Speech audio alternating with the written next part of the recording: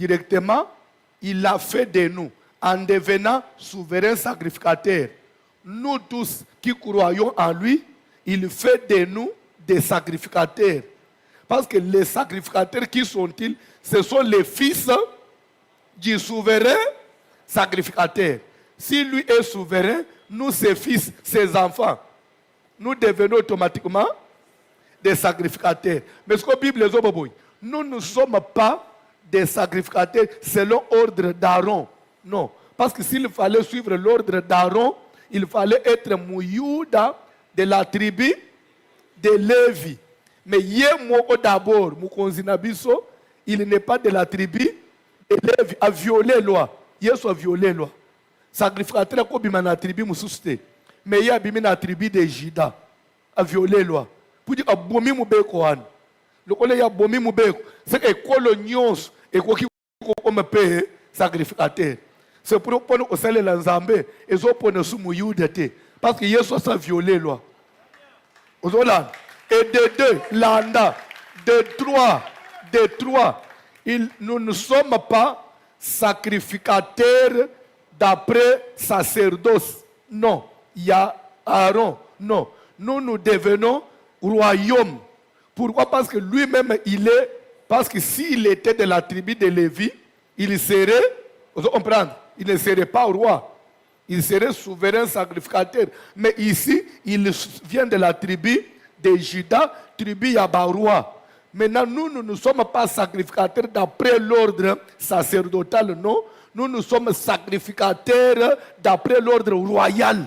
Parce que lui-même, il est de la tribu des rois. C'est comme ça qu'on dit, il a fait de nous un royaume. Parce que lui-même est roi. Nous entrons dans le service de Dieu comme des rois. Et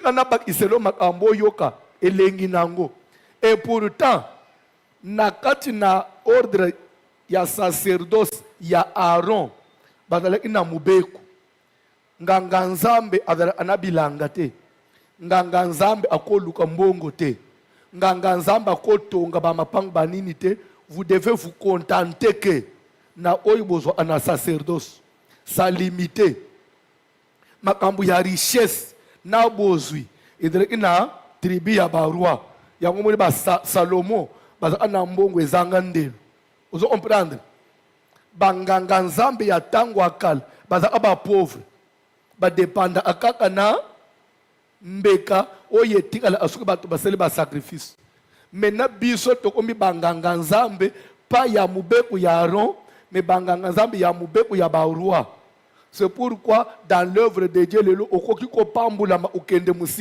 parce que nous ne sommes pas sacrificateurs d'après l'ordre sacerdotal, nous sommes des rois en même temps sacrificateurs. Nous avons la richesse et les sacerdoces. Est-ce que vous comprenez bien? C'est pourquoi nous sommes en tant que moi, nous sommes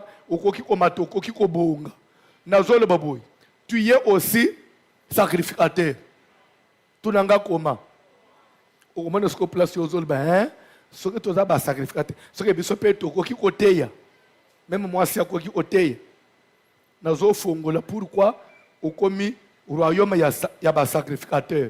Parce que sacrificateur musala nezala inini kozwa mbeka koche likolo na itumbelo pona osala nini kotumba. Les fumées, ils ont maté pas une nzambe agréé. Vous comprenez?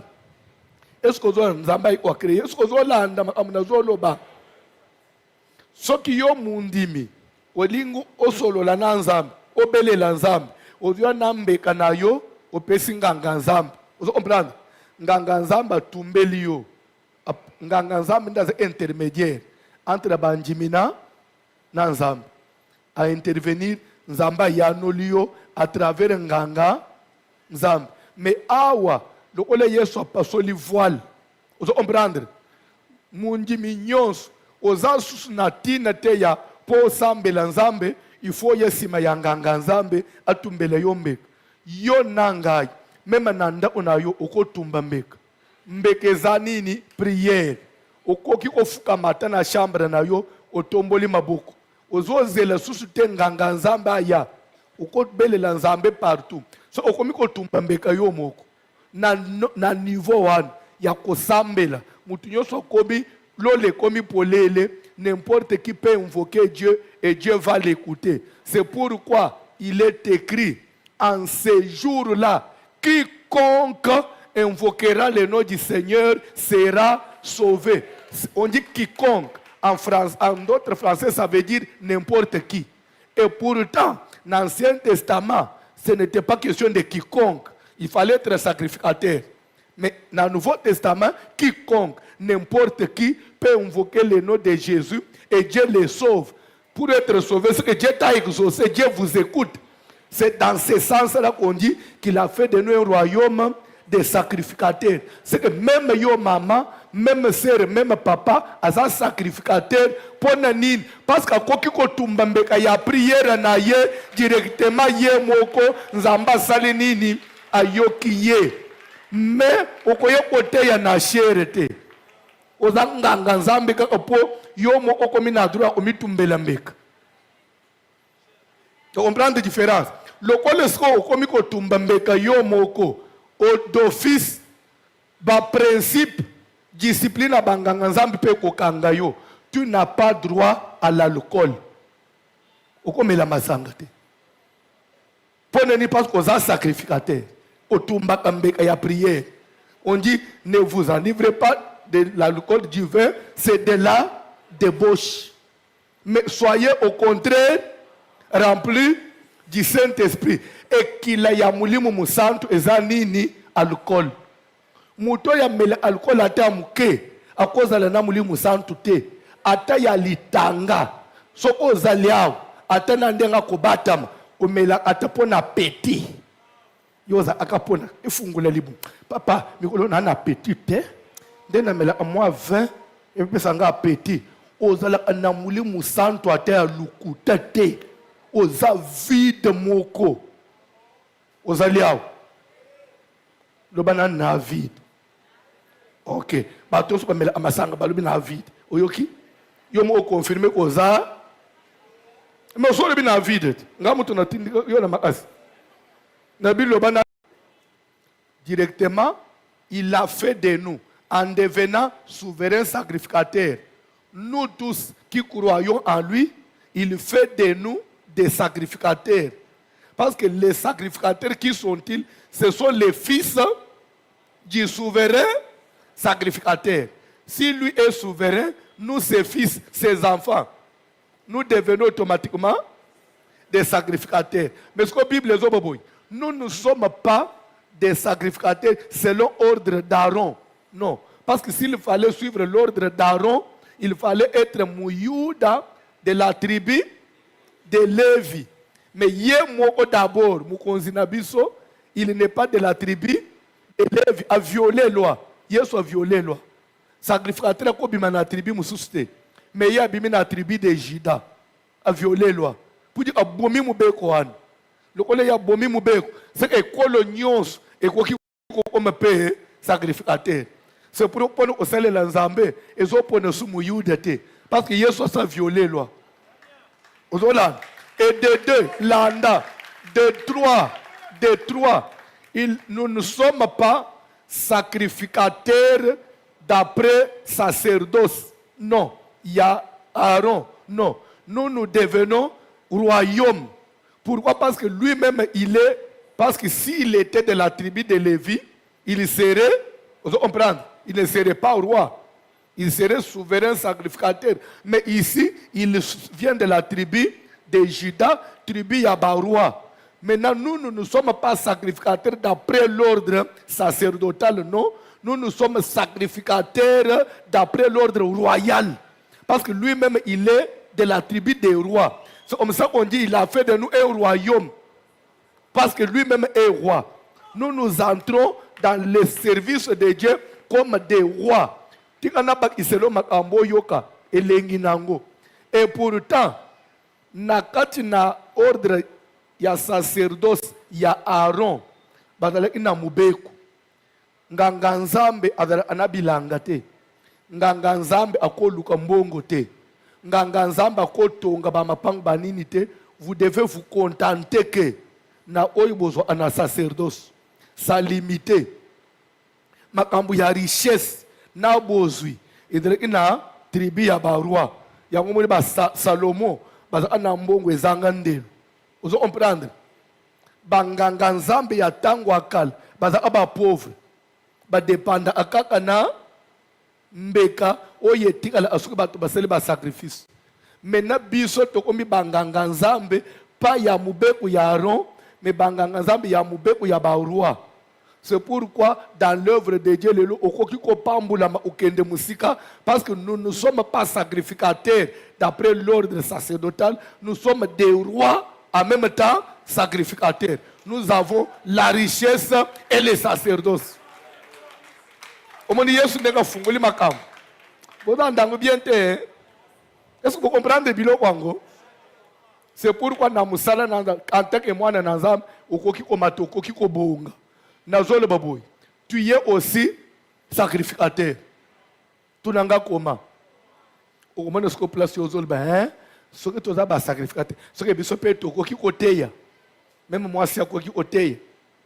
Nazole fongola. Pourquoi au commis au royaume il y a sacrificateur. Parce que sacrificateur musala nezala inini kozwa mbeka koche likolo na itumbelo pona osala nini kotumba. Les fumées, ils ont maté pas in Nzambe, Nzambe a créé. Vous comprenez? Est-ce que vous avez Nzambe a créé? Est-ce que vous avez l'anda amnazoloba? Ce qui est mundimi, olingo osolo la Nzambe, obele la Nzambe, odio nambe kanayo, opesi nganga Nzambe. Vous comprenez? Nganga Nzambe tumbeli yo. Nganga Nzambe ndaza intermédiaire entre banjimina na Nzambe. À intervenir Nzamba yanolio à travers nganga Nzambe. Mais awa, le ole Yesu a passé le voile. Vous comprendre? Mundi mignons, aux asus natina teya po sambela Nzambe, il faut yesima ya nganga Nzambe atumbela yombe. Yo nangai, même nanda onayo okotumba mbeka. Mbeke zanini prière. Okoki ofuka mata na chambre na yo otomboli maboko. Ozozela susu te nganga Nzambe aya ukobelela Nzambe partout so okomi kotumba mbeka yo moko na niveau wana ya kosambela mutu nyonso kobi lole komi polele n'importe qui peut invoquer Dieu et Dieu va l'écouter. C'est pourquoi il est écrit en ces jours-là quiconque invoquera le nom du Seigneur sera sauvé. On dit quiconque. En d'autres français, ça veut dire n'importe qui. Et pourtant, dans l'Ancien Testament, ce n'était pas question de quiconque. Il fallait être sacrificateur.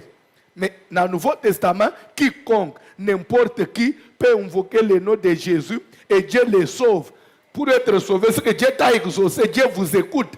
C'est dans ce sens-là qu'on dit qu'il a fait de nous un royaume des sacrificateurs. C'est que même yo maman, même sœur, même papa, as un sacrificateur pour nanine. Parce que koki ko tumbambeka ya prière na ye directement ye moko nzamba sali nini ayoki ye. Mais okoye kote ya na cherete. Ozanganga nzambe ka po yo moko komi na droit komi tumbela mbeka. Tu comprends la différence? Le kolesko komi ko tumbambeka yo moko d'office ba principe discipline banganga nzambe pe kokanga yo, tu n'as pas droit à l'alcool. Okomela masanga te. Poneni parce qu'on a sacrificateur. Otumba kambeka ya prière. On dit ne vous enivrez pas de l'alcool, du vin, c'est de la débauche. Mais soyez au contraire remplis du Saint-Esprit. Et qu'il y a mulimu musantu ezanini alcool. Muto ya mele alcool ata muke akoza la na mulimu santu te. Ata ya litanga. Soko ozaliao ata na ndenga kobatama umela atapona petit. Yoza akapona ifungula libu. Papa mikolo na na petit te. Ndena mela amwa 20 epesa nga petit. Ozala na mulimu santu ata ya lukuta te. Oza vide moko. Ozaliao. Lobana na vide. Ok. Bato so pamela amasanga balobi na vide. Oyoki? yo mo confirmer koza mais so le bina vide ngamu tunatindi yo na makasi na bilo